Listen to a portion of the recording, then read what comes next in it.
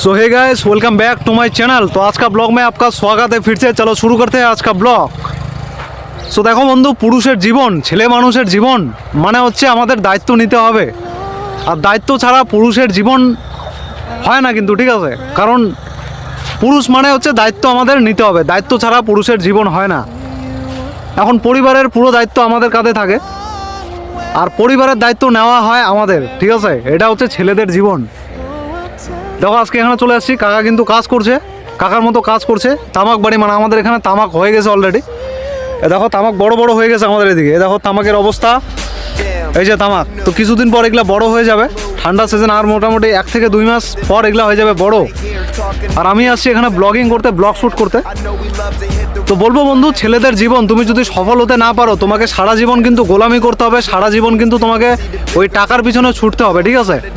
এই জন্য বলবো জীবনে ভালো কিছু করো অ্যান্ড নিজেকে এমন একটা জায়গায় নিয়ে যাও, এমন একটা পর্যায়ে নিয়ে যাও যাতে তোমাকে কোনো দিন আর টাকার পিছনে ছুটতে না হয়, টাকা তোমার পিছনে ছুটে নিজেকে এমন একটা লেভেলে নিয়ে যাও, ঠিক আছে? আর আজকে যদি তুমি না বোঝো এই বিষয়গুলো, তোমাকে কিন্তু আফসোস করতে হবে, তোমাকে কিন্তু পস্তাতে হবে। একটা দিন না একটা দিন তুমি পস্তাবা, একটা দিন আফসোস করবা, ঠিক আছে? কারণ আমাদেরকে সমাজ যে শিক্ষাটা দেয়, এই শিক্ষাটা কিন্তু অন্য কেউ দিতে পারে না। আমাদেরকে মানুষ শিক্ষা দেয় না, আমাদেরকে শিক্ষা দেয় সময়। কারণ আমরা যে সময়টা নষ্ট করছি, আমি এখন আমার লাইফে আমি আফসোস করতেছি ভাই, আমি 2 থেকে 3 বছর বন্ধুদের সাথে ঘুরে একদম পুরো নষ্ট করে ফেলছি, বরবাদ করে দিছি। আর সেই সময়টা যদি আমি আমার কেরিয়ারে দিতাম, তাহলে হয়তো আমি একটা ভালো জায়গায় পৌঁছাতে পারতাম। আর আজকে দেখো আমি ইদানিং যা শুরু করলাম, 1 বছরও হয় না আমি ব্লগিং করতেছি। আজকে দেখো আমি আমার কেরিয়ারে সময় দিচ্ছি, হ্যাঁ। তো এখন দেখো যে সময়গুলো আমার হাত থেকে চলে গেছে, এগুলোকে তো আমি আর আনতে পারবো না, ঠিক আছে? যেটা চলে গেছে আমার জীবন থেকে, এটা কিন্তু কখনোই আর আনা সম্ভব না। এখন আমার হাতে একটা জিনিসই আছে, সেটা হচ্ছে পরিশ্রম। আমাকে পরিশ্রম করতে হবে অ্যান্ড পরিশ্রম করেই আমি আমার ভাগ্য বদলাতে পারবো, ঠিক আছে? আর ফল দেওয়ার জন্য উপরওয়ালা আছে, উপরওয়ালা ফল দিবে, আমাদের দিবে, সবাইকে দিবে।